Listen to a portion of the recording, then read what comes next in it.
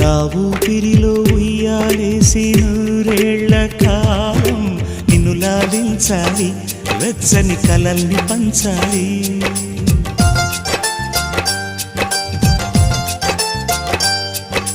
నీ స్నేహంలో స్నానం చేసి నా కన్ని దేహం ధరించిపోవాలి, తీయని స్వరాలు పాడాలి.